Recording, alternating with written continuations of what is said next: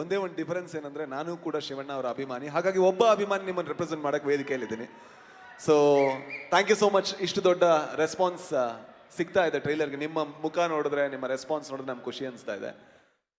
ನಮಗೆ ಯಾವತ್ತೂ ಕೂಡ ಬಹಳ ಒಂದು ನೋವು ಏನಂದ್ರೆ, ಕನ್ನಡದ ಸಿನಿಮಾಗಳು ತುಂಬ ದಾಟಲ್ಲ, ಬೇರೆ ಕಡೆ ಹೋಗಲ್ಲ. ನಾವು ಯಾವತ್ತೂ ಕೂಡ ಪರಭಾಷಾ ಸಿನಿಮಾಗಳು ಹಾವಳಿ ಅಂತ ಭಾವಿಸ್ತಾ ಇರ್ತೀವಿ.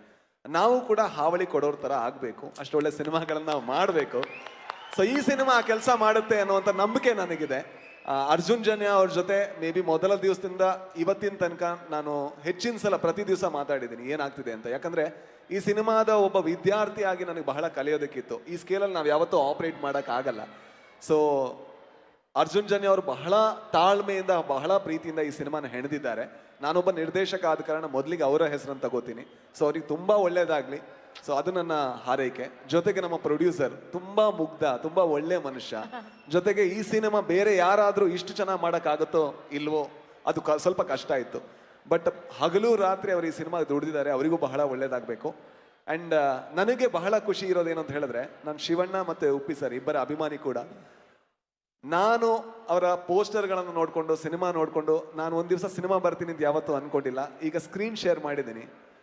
ಆದರೆ ಖುಷಿ ಏನಂದ್ರೆ, ಯಾರೋ ಈ ಸಿನಿಮಾ ಮುಗಿದ ಮೇಲೆ ಕೇಳಿದ್ರು ಸ್ಟಾರ್ಸ್ ಜೊತೆ ಆ್ಯಕ್ಟ್ ಮಾಡಿದೆ ಹೇಗೆ ಅನಿಸ್ತು ಅಂತ. ನಾನು ಹೇಳಿದೆ ಸ್ಟಾರ್ಸ್ ಜೊತೆ ಆ್ಯಕ್ಟ್ ಮಾಡಿದೆ ಅಂತ ಅನಿಸಿಲ್ಲ, ಅದು ಅವ್ರ ದೊಡ್ಡತನ ಅಂತ.